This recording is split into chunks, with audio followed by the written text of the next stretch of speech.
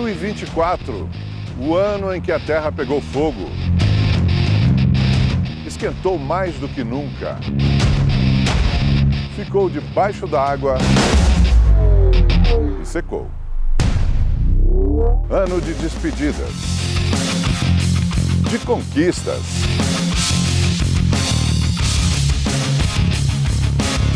de desafios. A partir de agora, os fatos que marcaram o Brasil em 2024. A retrospectiva da Rede TV.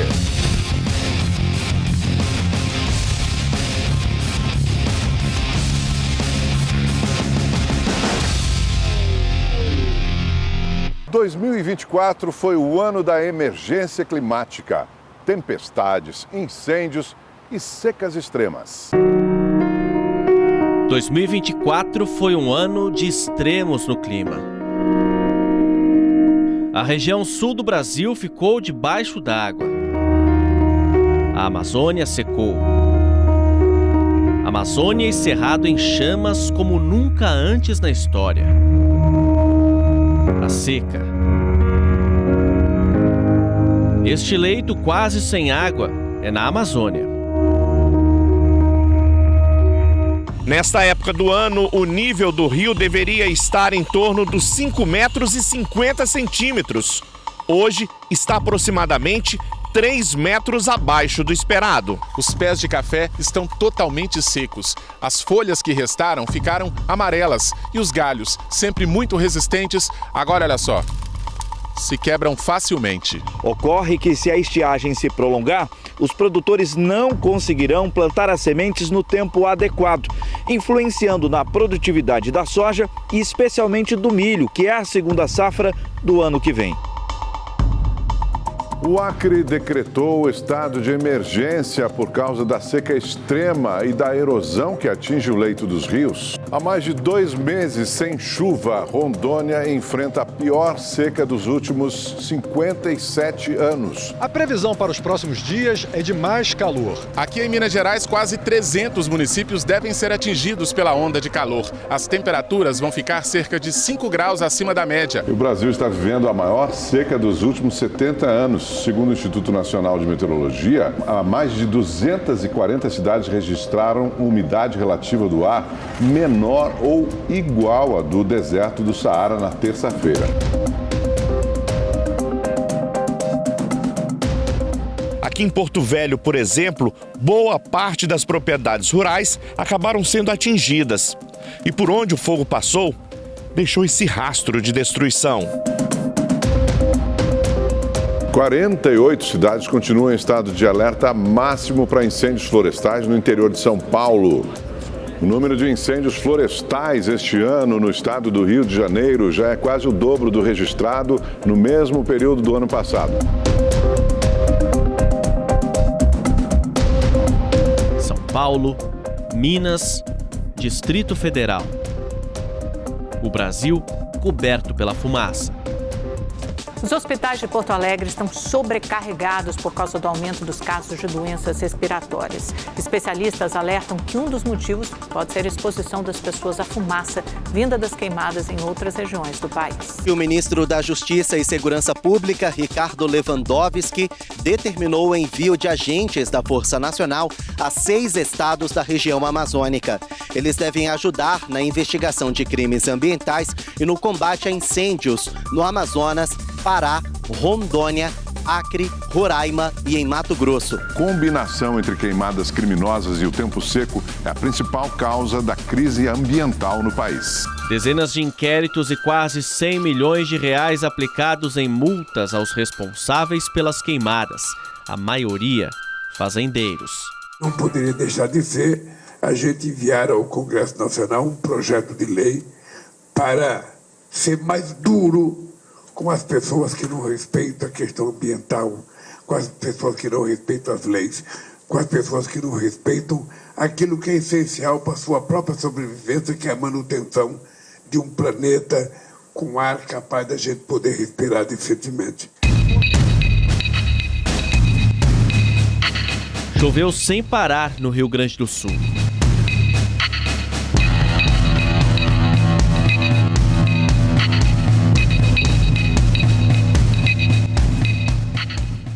centro do estado, no Vale do Taquari, cidades inteiras foram arrasadas. Um bairro feliz, um bairro de pessoas ótimas. Uma creche que a gente se criou ali também. Hoje está resumindo o quê? Olha os cachorros procurando. Caminhando aqui, subindo essa escada, a gente chegaria na porta de uma casa. Mas foi isso que sobrou.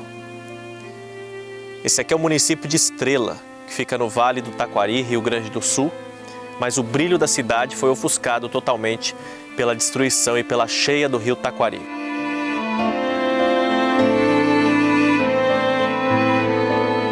Esse é o retrato aqui pelos municípios do Vale do Taquari. A gente tem Estrela, Cruzeiro do Sul, Lajeado, como se tivesse uma guerra passado por aqui, uma bomba tivesse caído e destruído toda a cidade. Mas foi a cheia do rio Taquari que fica logo aqui embaixo e expulsou todos os moradores, praticamente agora uma cidade fantasma.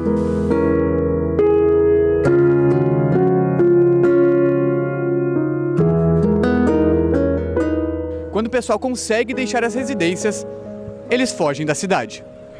Fui criado, aí nasci, cresci aí.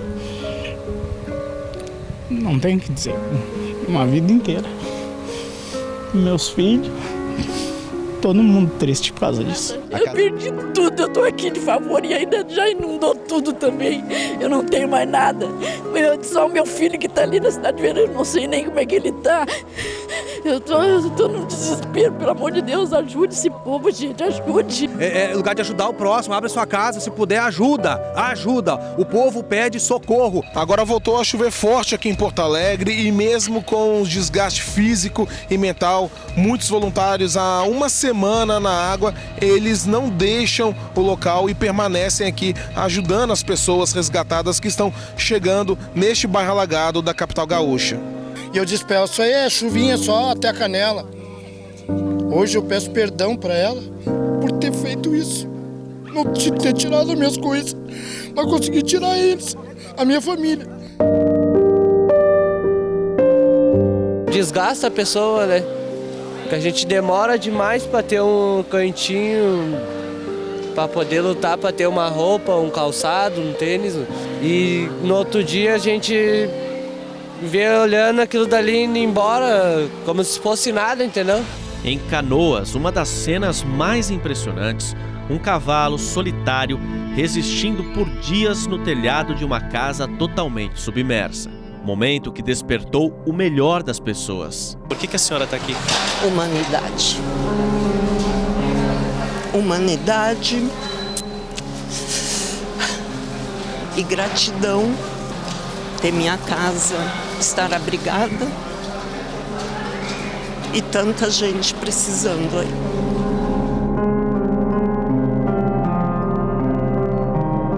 Agradecendo a Deus por tudo isso e agradeço a todo o pessoal que está nos ajudando em geral. Os de fora, os lados de São Paulo, Rio, Santa Catarina. Mando um grande abraço desse gaúcho velho aqui. E o pior. Então, o pessoal saqueando a loja do Grêmio.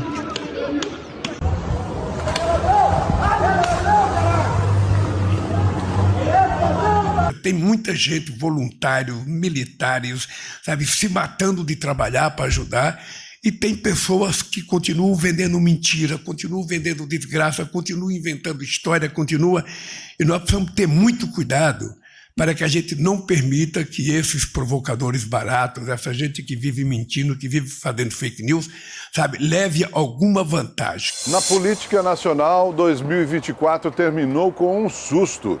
O presidente Lula foi levado para São Paulo e precisou ser operado às pressas. Um ano de vitórias, mas também de sustos. Lula passa por cirurgia de emergência em São Paulo para drenar uma hemorragia na cabeça. O presidente estava indisposto desde ontem, teve dor de cabeça e mal-estar antes de ser internado às pressas. O procedimento ocorreu de forma absolutamente normal, dentro do planejado. A cirurgia de emergência foi consequência de uma queda sofrida no banheiro em outubro. Eu caí de onde eu nunca deveria ter caído.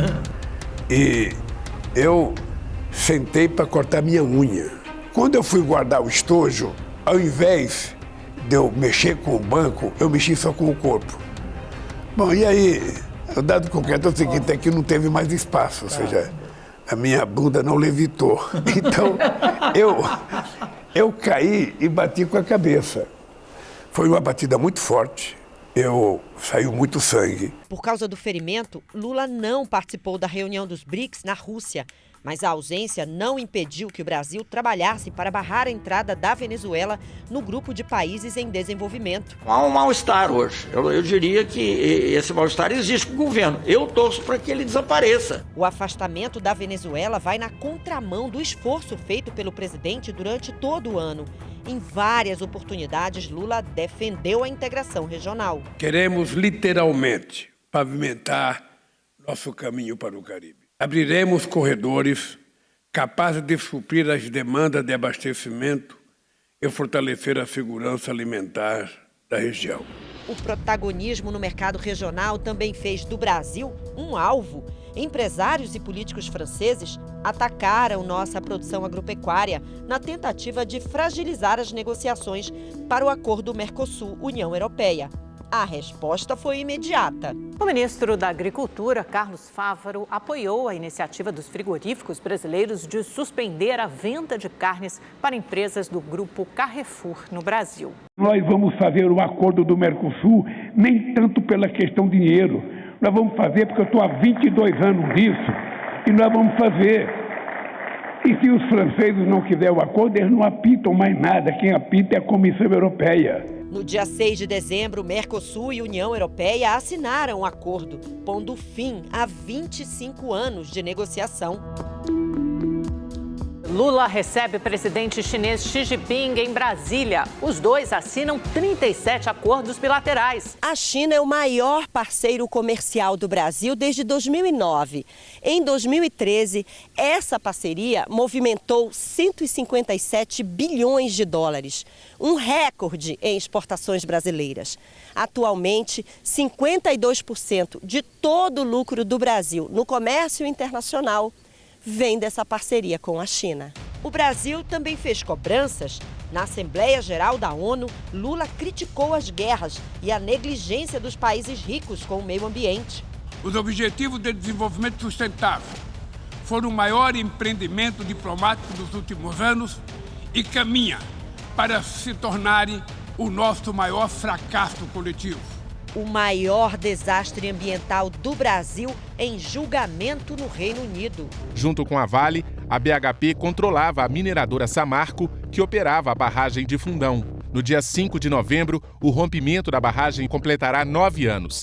19 pessoas morreram, a lama de rejeitos de mineração devastou o meio ambiente, atingiu a bacia do Rio Doce e o mar no litoral do Espírito Santo. Dias depois do julgamento em Londres e 9 anos após o acidente, Justiça e governo brasileiro deram a resposta. O governo brasileiro e mineradoras assinam um acordo de 132 bilhões de reais para compensar e reparar danos causados pelo rompimento da barragem Mariana, Minas Gerais. E agora, o acordo é o marco inicial.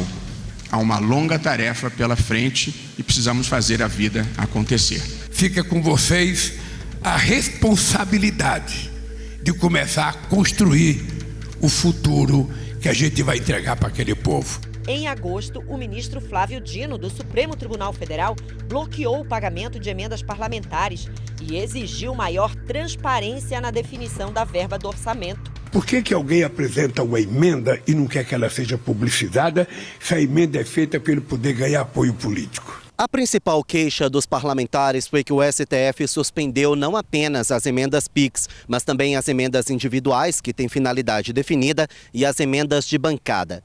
Todas essas emendas são impositivas, ou seja, o governo é obrigado a executar o valor. Municípios, estados, hospitais, obras não podem ficar paralisados em função de algum desacerto entre os poderes. Em resposta às decisões, o presidente da Câmara, Arthur Lira, acelerou a tramitação de 2 propostas de emenda constitucional que limitam e dão poderes ao Congresso para suspender decisões individuais de ministros no STF. O presidente do Supremo Tribunal Federal, Luiz Roberto Barroso, convidou ministros do governo Lula e os presidentes da Câmara dos Deputados e do Senado para o encontro com o objetivo de discutir o entrave sobre as emendas parlamentares. Logo após o encontro, STF e Congresso anunciaram que o Legislativo aprovaria um projeto para dar mais transparência às emendas.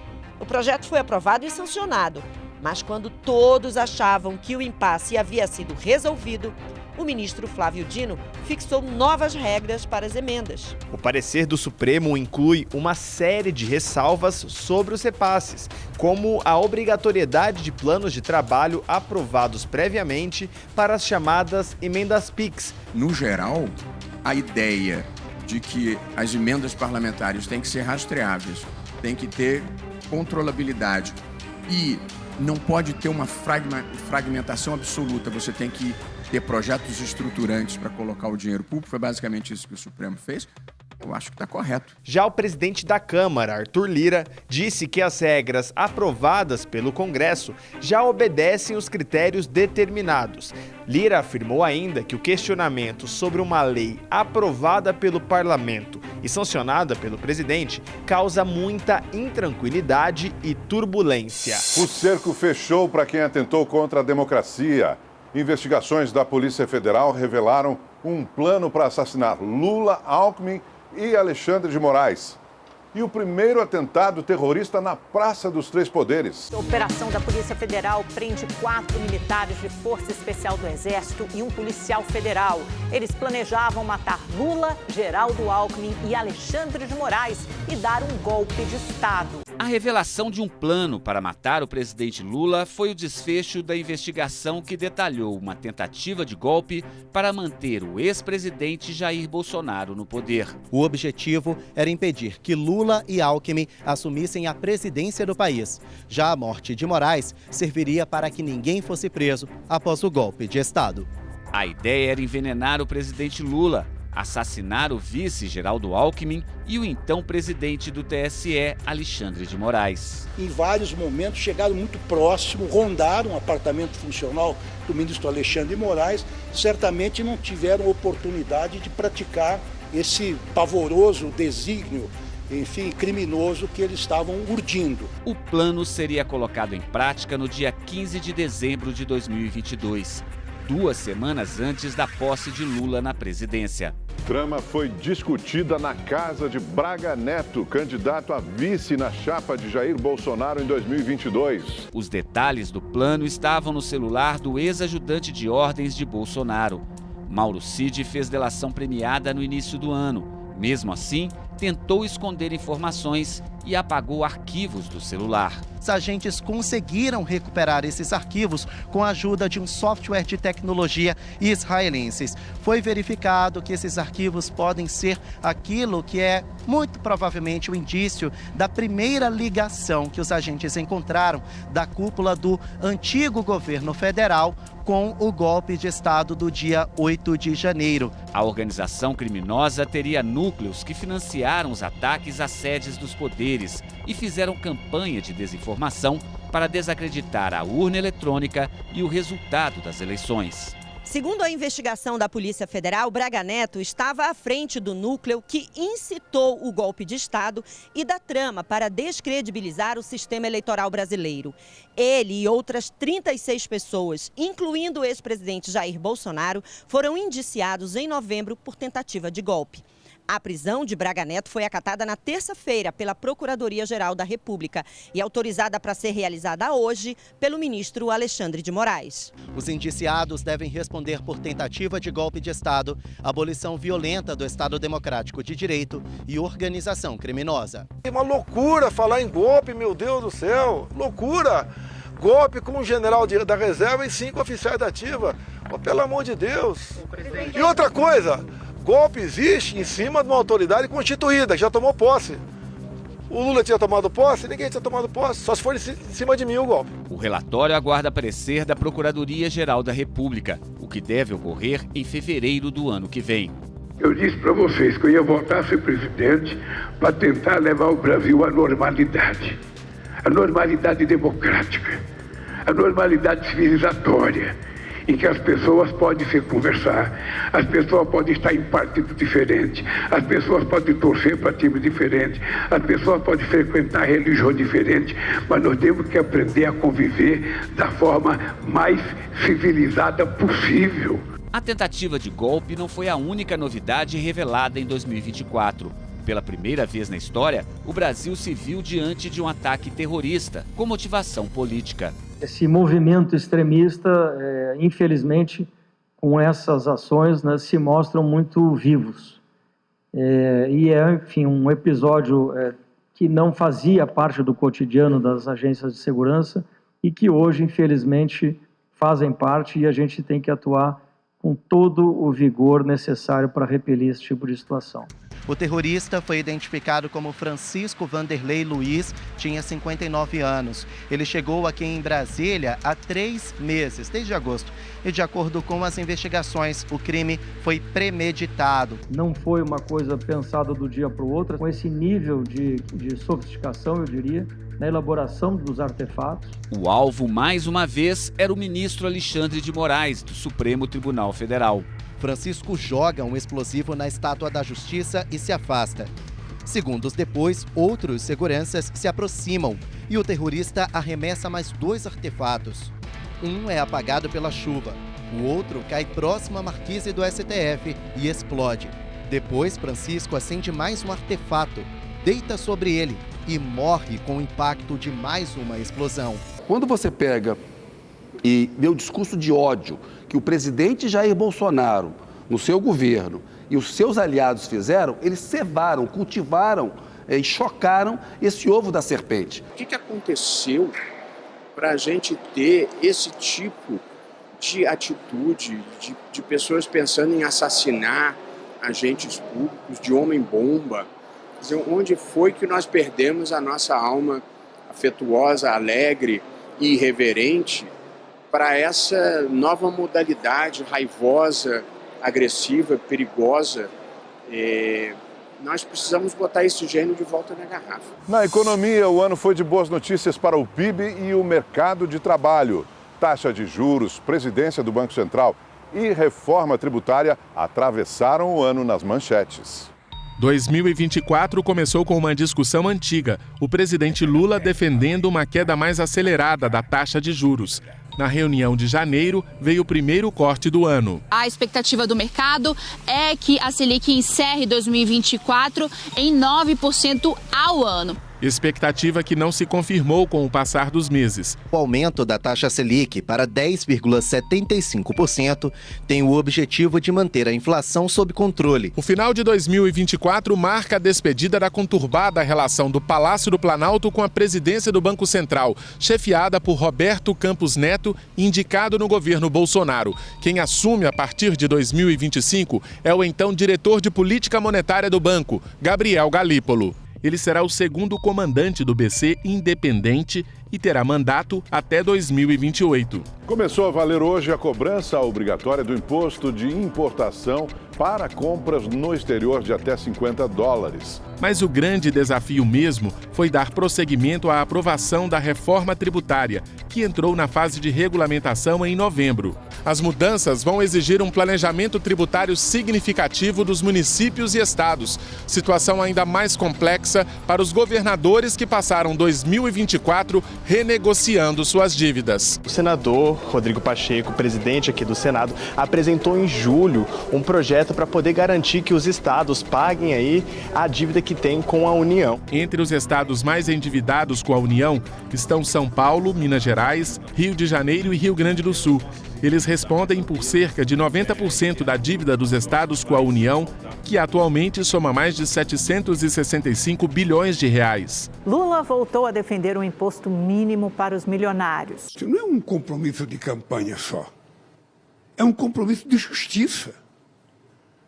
Você não pode fazer com que as pessoas que ganham R$5.000 paguem imposto de renda, enquanto os caras que têm ações da Petrobras recebem 45 bilhões de dividendos sem pagar imposto de renda. No sistema bancário brasileiro, a revolução das transações eletrônicas continua em ritmo acelerado e mudou a relação dos brasileiros com pagamentos e transferências em dinheiro. O pagamento via Pix poderá ser feito por aproximação. cliente poderá pagar sua conta aproximando o celular de uma máquina de cartão. E foi o alto volume de transferências por Pix para casas de apostas e aplicativos de jogos de azar que chamou a atenção para os gastos dos brasileiros com as bets. Um levantamento do Banco Central mostrou que beneficiários do Bolsa Família gastaram mais de 3 bilhões de reais em apostas online só no mês passado. Beneficiários do programa gastam, em média, R$ 147 reais por mês. O número de pessoas empregadas bateu recorde. Com a queda no desemprego, o número de trabalhadores do país subiu para 103 milhões, um novo recorde da PNAD contínua. O PIB, que é a soma dos bens e serviços finais produzidos no Brasil, teve um crescimento acima do esperado pelos economistas do mercado financeiro. Com o resultado, o país chegou ao segundo lugar no ranking dos países com maior taxa de crescimento econômico. Que deve, pela força com que ele vem se desenvolvendo, deve superar aí 2,7, 2,8, e há instituições que já estão projetando um PIB superior a 3. Na última reunião de 2024, o Copom decidiu elevar a taxa Selic de 11,25% para 12,25% ao ano, maior alta dos juros básicos no governo Lula e a maior escalada desde fevereiro de 2022, quando o aumento foi de 1,5 ponto percentual. Todos os diretores do Banco Central votaram a favor. O dólar atingiu o maior valor da história, R$ 6,20 nas últimas semanas de 2024. A Câmara aprovou agora há pouco o texto base do primeiro projeto de lei que regulamenta a reforma tributária. Foram 324 votos a favor e 123 contra. A regulamentação da reforma tributária finaliza um ciclo que começou no fim do ano passado, quando o Congresso estabeleceu o novo modelo tributário brasileiro. A Câmara calcula que a alíquota dos futuros impostos unificados sobre o consumo ficará em torno de 27%, próximo ao que o governo quer. E o Congresso Nacional aprovou a Lei de Diretrizes Orçamentárias de 2025. Ficou estabelecido que a meta para as contas públicas do governo é déficit zero. O Senado aprova pacote fiscal com mudanças nas regras do PPC e limite para o ganho do salário mínimo. Votação do orçamento 2025 fica para fevereiro. Nós estamos entregando hoje para o Brasil uma economia que, no mínimo, será de 60 bilhões de reais, sem embargos de medidas futuras. O que é mais importante é tudo isso. Nós estamos entregando o compromisso deste governo com a responsabilidade fiscal. O Brasil no centro do mundo. Líderes das 20 maiores economias do planeta reunidos no Rio de Janeiro para a cúpula do G20. As maiores economias do mundo reunidas no Brasil. Pela primeira vez no evento, o G20 Social promoveu debates com foco nas questões sociais. Iniciativa idealizada pelo presidente Lula para incluir o povo nas discussões. O Rio de Janeiro virou a capital do mundo, um evento muito importante, com alertas muito importantes. O Urban 20 reuniu prefeitos de cidades da cúpula. O evento também contou com um festival de música idealizado pela primeira-dama Janja. Na abertura da cúpula, Lula recebeu os chefes de Estado de forma calorosa, mas não o presidente da Argentina. Quando chegou a hora do Javier Milei, a Argentina, que sempre foi um parceiro tão importante do Brasil, comercial, estratégico, diplomático, foi aquele cumprimento frio, gelado. Os líderes mundiais aproveitaram a estadia no Brasil. Joe Biden visitou a Amazônia. Emmanuel Macron, da França, correu na orla da zona sul do Rio. E o primeiro-ministro da Noruega, Jonas Gahr Støre, andou de bonde e de avental serviu bolinhos em um restaurante. Os olhos do mundo se voltaram para o Rio de Janeiro. Aqui foram discutidos o combate à fome, à pobreza e à desigualdade social, o enfrentamento às mudanças no clima e a reforma das instituições globais, para que países emergentes tenham mais representatividade em órgãos como a ONU. 55 delegações de 40 países, além de 15 organizações internacionais, participaram dos eventos. Entre as propostas aprovadas, a declaração final do G20 afirma a necessidade de buscar a paz em todas as regiões de conflito e condena qualquer tipo de terrorismo. Os líderes mundiais reforçam o compromisso por um mundo mais sustentável. O documento também reconhece que a desigualdade entre e dentro dos países é a raiz da maior parte dos desafios e crises globais e requer ações urgentes. Lula transferiu o comando do grupo para a África do Sul, que lidera o próximo encontro em 2025.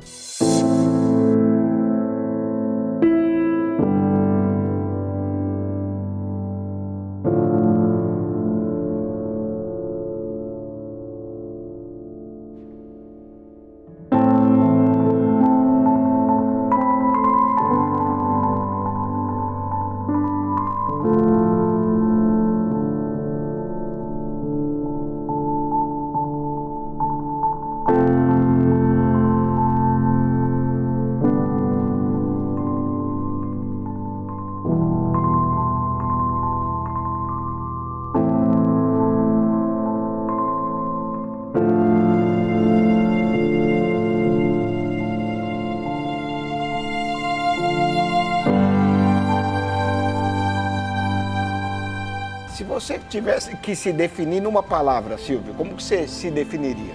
Eu? Um cara realizado.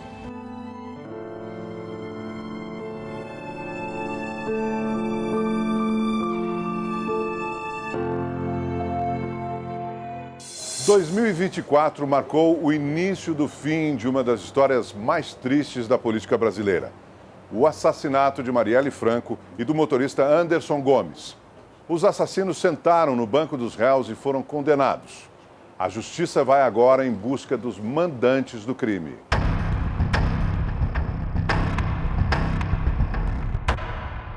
Uma espera de 6 anos e 7 meses. Rony Lessa e Elcio de Queiroz, assassinos confessos de Marielle Franco e Anderson Gomes, são condenados. 78 anos de prisão para Lessa e 59 anos para Queiroz.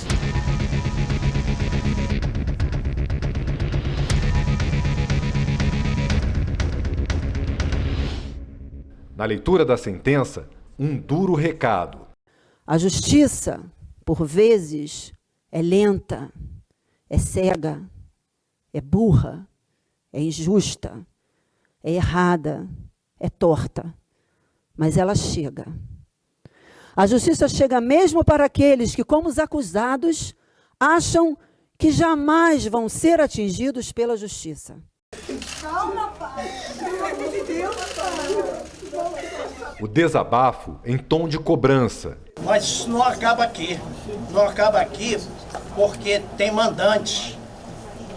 Tá? E agora a pergunta que nós vamos fazer é: quando serão condenados os mandantes?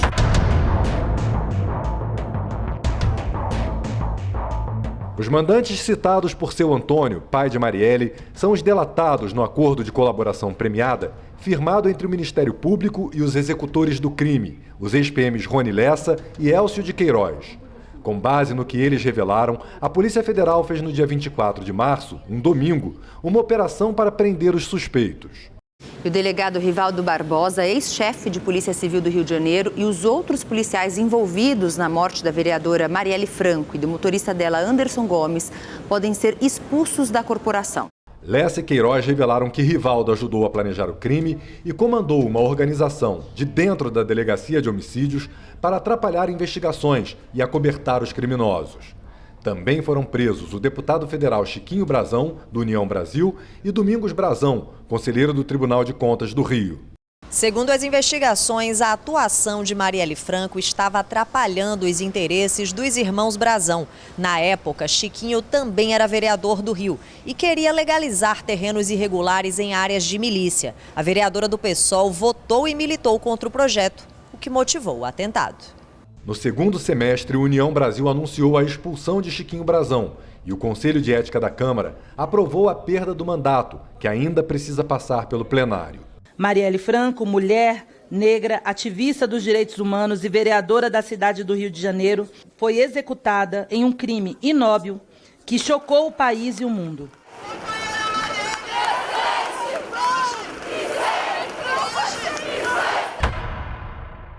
Em junho, o STF tornou réus os suspeitos de envolvimento no crime. Além de Rivaldo e dos irmãos Brazão, respondem por participação o major da Polícia Militar, Ronald Alves de Paula, que seria o responsável pelo monitoramento da rotina da vereadora, e Robson Calisto, o Peixe, ex-assessor de Domingos Brazão. Ele teria intermediado as reuniões entre Lessa e os irmãos e providenciado a arma do crime. A audiência durou mais de 8 horas e aconteceu por videoconferência. Nesta segunda-feira, apenas Chiquinho Brazão foi ouvido. Ele vai depor novamente na audiência de amanhã. Durante o depoimento, o parlamentar se emocionou e acabou chorando. Também disse que o assassinato da vereadora Marielle Franco foi uma crueldade. Os irmãos Brazão negaram o crime. O conselheiro do Tribunal de Contas do Rio de Janeiro disse que não conhecia Rony Lessa, delator e autor dos disparos contra a vereadora Marielle Franco. Disse também que a primeira vez que viu Lessa foi pela televisão, quando ele foi apontado como autor do assassinato. A expectativa é que nos próximos meses o julgamento tenha um desfecho. No fim de outubro, a fase de instrução da ação penal Com os depoimentos das testemunhas e dos réus, foi concluída. E a Procuradoria-Geral da República e as defesas começaram uma outra fase de diligências para a coleta de novas provas. O ex-chefe de Polícia Civil alega que Lessa mentiu para proteger o ex-vereador Cristiano Girão, apontado pelos réus como verdadeiro mandante do crime. A defesa também pediu uma cópia do processo em que Girão e Lessa são acusados da morte de um rival do ex-vereador. Rony contesta a versão, diz que não foi contratado por Girão e matou por conta própria. Já os advogados de Domingos Brazão pediram áudios das conversas entre Lessa e agentes federais antes do acordo de delação, além de uma lista de documentos e publicações a que o ex-PM teve acesso enquanto esteve preso.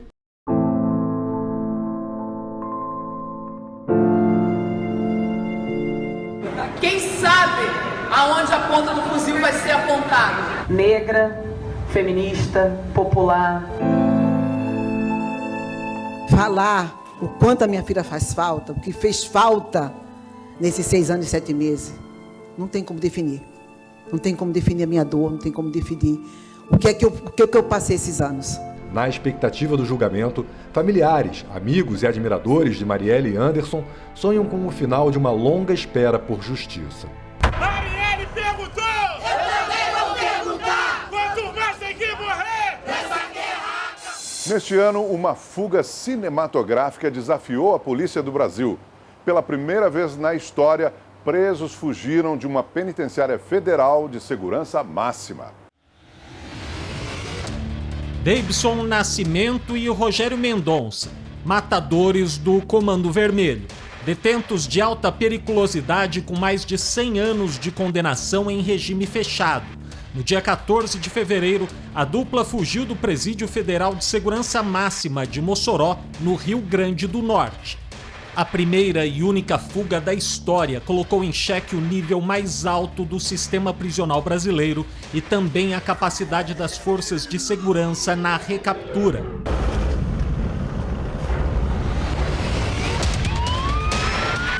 O Ministério da Justiça mobilizou 500 agentes da Polícia Federal, Polícia Rodoviária Federal, da Força Nacional de Segurança, além do apoio da Polícia Militar e Civil locais e de outros estados. As buscas contaram ainda com cães farejadores e equipamentos avançados como drones de monitoramento de temperatura corporal. Enquanto a operação cercava uma área de 193 quilômetros quadrados em Mossoró e na cidade vizinha de Baraúna, apareciam vestígios e informações de que a dupla continuava na região. As evidências permanecem no local. Segundo o proprietário, os fugitivos passaram por esta parte do fundo da casa, onde a cerca permanece arrombada. Eu abri a porta da sala, tinha macarrão na sala, um pacote de macarrão, um pacote de arroz. Eu estranhei. Aí quando eu olhei para a cozinha, cheguei a porta de trás aberta. O armário já saqueado, já armaram. Foi por esse portão que os fugitivos entraram. O cachorro latiu, despertou a atenção do proprietário, que veio ver o que se passava nessa área do quintal. Logo ele foi rendido pelos fugitivos. O ministro da Justiça, Ricardo Lewandowski, viajou para Mossoró para acompanhar a força-tarefa de perto. Instaurou inquérito para apurar as falhas e garantiu que tomou providências para que outra fuga semelhante não se repetisse. 10 servidores respondiam por processos administrativos. O diretor da penitenciária de Mossoró, Humberto Alencar, foi afastado e posteriormente exonerado. Queremos saber como é que esse cidadão cavaram um buraco e ninguém viu. Só faltaram contratar uma escavadeira. O governo gastou 6 milhões de reais durante as buscas. Depois de 46 dias de procura sem sucesso, as forças de segurança começaram a deixar a região de Mossoró. A polícia não sabia, mas Deibson Nascimento e Rogério Mendonça haviam chegado a esta praia em Icapuí, próxima de Mossoró. Aqui, em um barco pesqueiro, seguiram em direção ao Pará. Navegaram e se distanciaram dessa região por cerca de 1.600 quilômetros. O que a dupla não sabia é que a fuga, que parecia estar dando certo, estava prestes a acabar. 4 dias após a retirada da força-tarefa de Mossoró, ao completar 50 dias de buscas, Davidson Nascimento e Rogério Mendonça foram recapturados por agentes da Polícia Federal e Rodoviária Federal. Ao deixar a embarcação e seguir com apoiadores em 3 carros na tentativa de sair do país, foram cercados na BR-222 em Marabá, no Pará. Um fuzil foi apreendido. A dupla foi reconduzida ao Presídio Federal de Segurança Máxima de Mossoró. Desde o começo da operação, 14 pessoas foram presas por suspeitas de integrarem a rede de apoio aos fugitivos.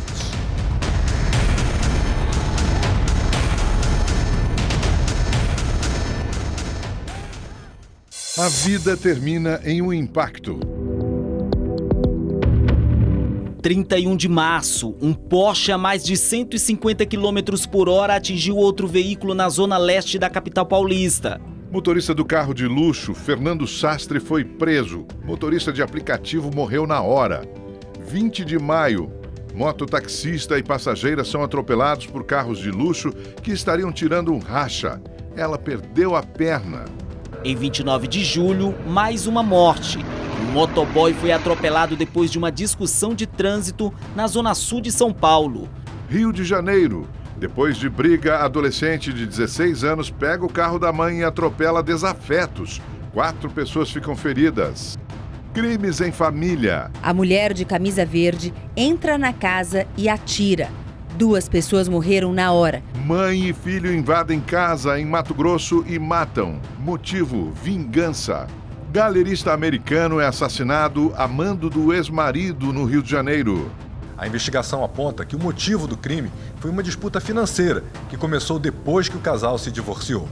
Pai, mãe e a irmã de 16 anos morreram no local. O adolescente de 16 anos, que era adotado, ficou nervoso após os pais o proibirem de usar o celular. Em Porto Alegre, pousada pega fogo e mata 10 pessoas. Gritei pro povo, ó, tá pegando fogo o prédio. E foi aquele correrio, tem pessoas que atirou lá de cima. O local funcionava sem autorização. A Defesa Civil acredita que o incêndio pode ter sido criminoso. Fogo em exposição no Rio de Janeiro destrói originais e réplicas de personagens de filmes famosos da Warner. Olha isso aí, olha isso aí, olha isso aí em cima do estádio, ele arrastando lá, ó. Aqui, mano, com a guia do balão, capotou, mano.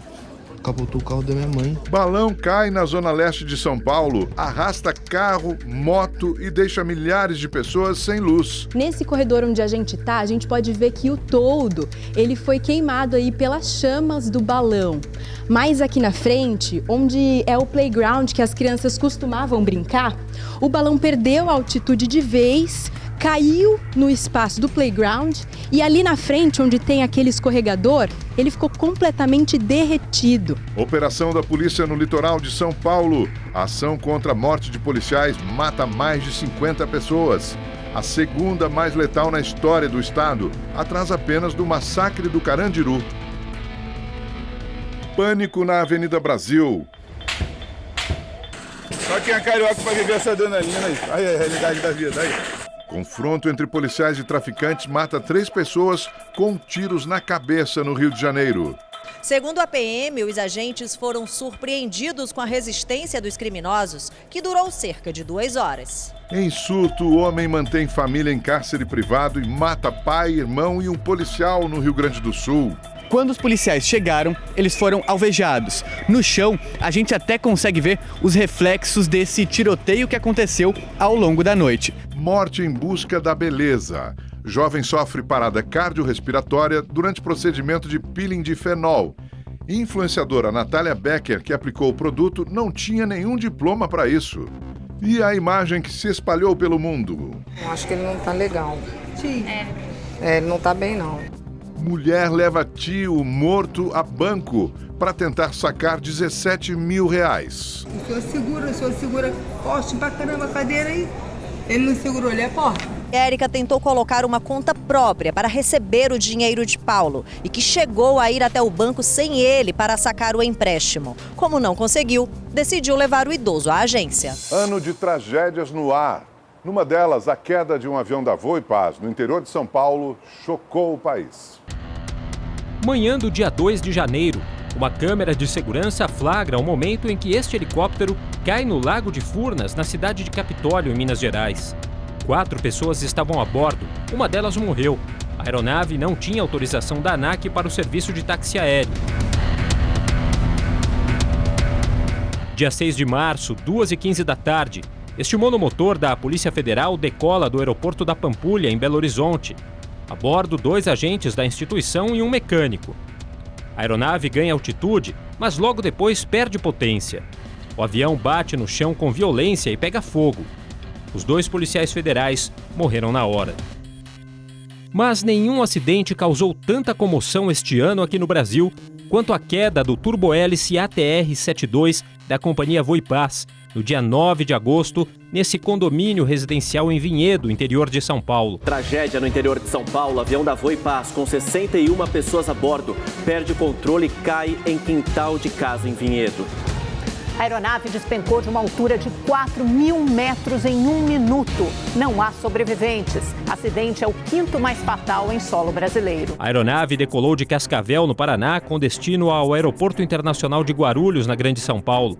Num período de 8 a 10 minutos, o ATR-72 voou a uma altitude em que as condições climáticas eram perigosas e poderiam causar gelo nas asas e na fuselagem.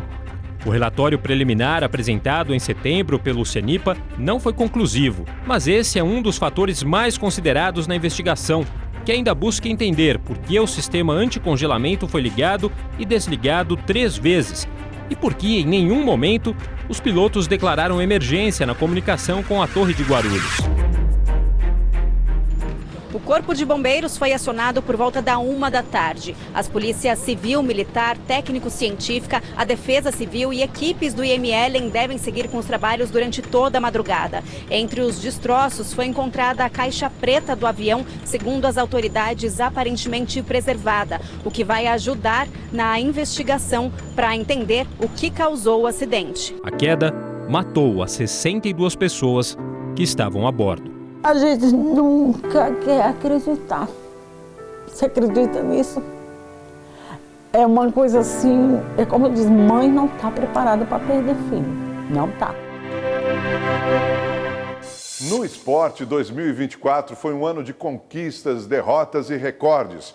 Foi um ano de ouro para Rebeca Andrade. Ela se tornou a nossa maior medalhista olímpica. E pela primeira vez na história, uma partida da NFL no Brasil.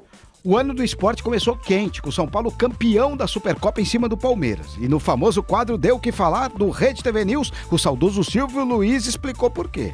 Essa taça do São Paulo, 20% por causa do Muricy. Eu não viajo, eu viajei com o Flamengo lá no Rio, que a gente ganhou, eu tô invicto. E agora nós ganhamos aqui hoje. Ah, durante a comemoração teve alfinetado no Caleri. Claro que eles não gostam de jogar contra nós, é certeza. Eles ganham de todo mundo, menos de nós. Já o Flamengo não levantou da Supercopa, mas sim o troféu da Copa do Brasil. Mas... Desde o fim do jogo, a torcida do Flamengo começa a se preparar para a saída de um dos maiores ídolos da história do clube. A era Gabigol está prestes a acabar. Essa foi minha última final. Eu não vou ficar no Flamengo. O atacante já tinha criado muitas polêmicas neste ano. Vestiu a camisa do Corinthians, que tentava sua contratação. Eu errei. Eu acho que é errar, pedir desculpas. E ficou pouco mais de um mês suspenso por não respeitar as regras do exame antidoping. Tudo bem, demorou um pouco mais do que a presidente queria. O Dudu voltou atrás e continuou no Verdão cabisbaixo. Quase não teve chances de jogar, só treinava e rescindiu o contrato em dezembro. Infelizmente, chegou esse momento de eu me despedir de vocês, torcedores palmeirenses. Pode ter certeza que está sendo um dia muito triste para mim, eu tendo que dar essa mensagem. Sem Dudu, mas com Cássio no gol e Fernando Diniz no comando técnico, o Cruzeiro perdeu a final da Sul-Americana para o Racing da Argentina. Mas calma, no começo do ano, o Fernando Diniz teve triunfo numa competição sul-americana. Campeão da Recopa pelo Fluminense. Olha, Fluminense! Só faltou ganhar na seleção, né? Tanto que foi demitido nos primeiros dias de janeiro. Pro lugar veio ele. Eu estou aqui de coração aberto. Os primeiros compromissos de Dorival Júnior no comando da seleção brasileira já estão marcados. Serão 2 amistosos em março contra a Inglaterra e Espanha e um contra o México em junho, quando ele também terá pela frente o primeiro desafio oficial, a disputa da Copa América nos Estados Unidos. Decepção na primeira competição oficial. Eliminação para o Uruguai nas quartas de final da Copa América com polêmica. Mesmo pedindo a palavra, os jogadores não deixaram o treinador opinar na rodinha antes da disputa de pênaltis. Eu fiquei de fora porque eu vinha falando com cada um deles aquilo que vinha na minha cabeça. Para evitar novos tropeços, o comandante inovou. Levou o Igor Jesus e Luiz Henrique do Botafogo para as eliminatórias. As mudanças servem como uma tentativa de voltar a vencer. O Brasil só ganhou um dos últimos 6 jogos das eliminatórias. A estratégia não deu certo, hein? O Brasil continua patinando. Robinho passou o Natal e também passará o Réveillon nesse presídio de segurança máxima em Tremembé. Ao contrário de alguns detentos, ele não foi liberado para ficar com a família no período festivo. Em março deste ano, o jogador foi preso no apartamento onde morava em Santos, no litoral paulista. De lá, já foi encaminhado para uma audiência de custódia. O senhor tem algum parente, familiar, que tenha alguma doença grave, que esteja, que dependa do senhor? Sim, meu pai. A prisão de Robinho veio depois que o Superior Tribunal de Justiça validou na última quarta-feira a sentença da Justiça italiana que condenou o ex-jogador a 9 anos de reclusão por estupro coletivo contra uma albanesa que estava inconsciente numa boate em Milão, na Itália, em 2013. Em novembro deste ano, o STF julgou um pedido de habeas corpus dos advogados do ex-atleta. A estratégia não deu certo. O placar terminou 9-2. Só os ministros Gilmar Mendes e Dias Toffoli haviam votado pela soltura do ex-atleta. Quis o destino que o primeiro encontro entre Botafogo e Atlético Mineiro numa Libertadores fosse justo na final do torneio. Mesmo com a expulsão de Gregory aos 30 segundos de jogo, o clube da Estrela Solitária ganhou do Atlético Mineiro por 3-1 e foi campeão da Liberta pela primeira vez. De quebra, os cariocas ainda ficaram com o título do Brasileirão. Ele veio após a vitória sobre o São Paulo por 2-1 na última rodada. O Corinthians também levantou um brasileiro esse ano, só que com elas, hein? Foi o 6º do clube. Na comemoração, o presidente da CBF, Edinaldo Rodrigues, parecia o Joel Santana. Que coisa! As belas do Timão também foram campeãs da Libertadores da América. E na imagem mais legal,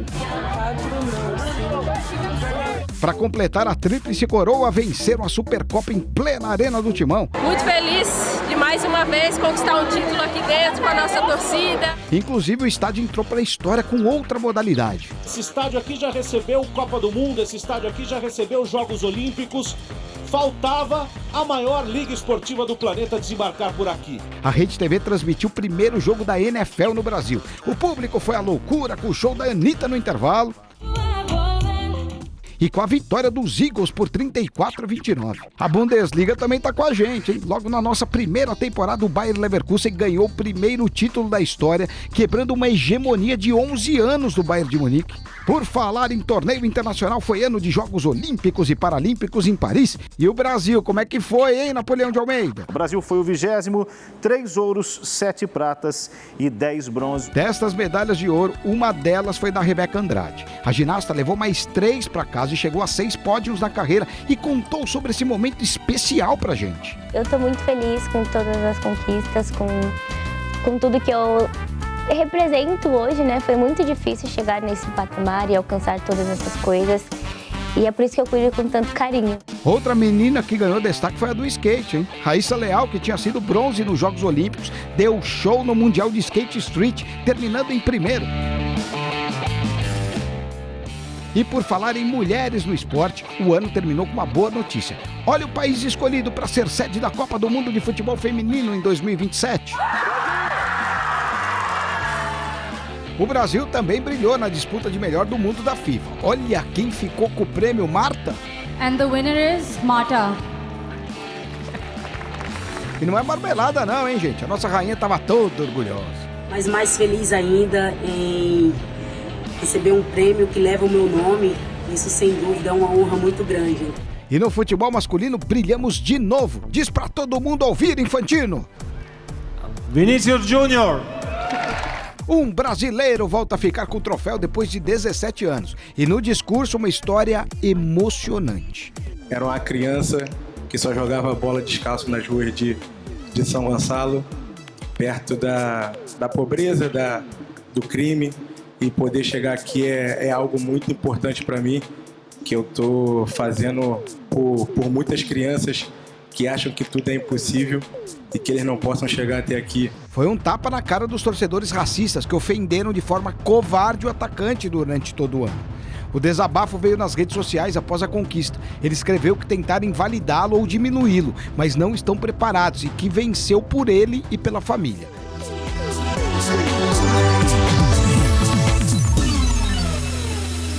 A esperança brasileira pelo Oscar. O filme estrelado por Fernanda Torres fecha o ano como um dos 15 pré-selecionados para o Oscar de melhor filme internacional.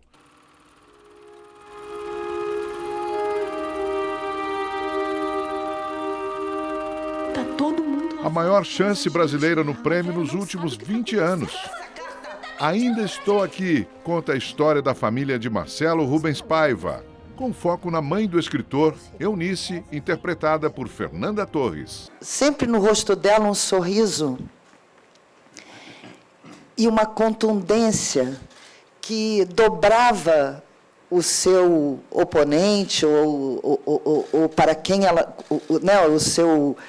a pessoa com quem ela estava conversando, mas sempre com uma enorme inteligência e um sorriso irremovível. Ela, inclusive, também foi cotada para o Oscar de Melhor Atriz. Num alerta profundo contra os perigos do fascismo, o filme retrata a reinvenção da família depois do assassinato do pai pela ditadura militar, o ex-deputado federal Rubens Paiva, interpretado por Selton Mello. Começa com uma viagem muito pessoal do Valtinho, visitando esse lugar que ele viveu. Mas, aos poucos, esse filme também foi se tornando uma grande viagem interna para todos nós. Vocês desculpem, mas está muito emocionante ver tudo isso. 2024 foi um ano de festa aqui na Rede TV. Nós completamos 25 anos.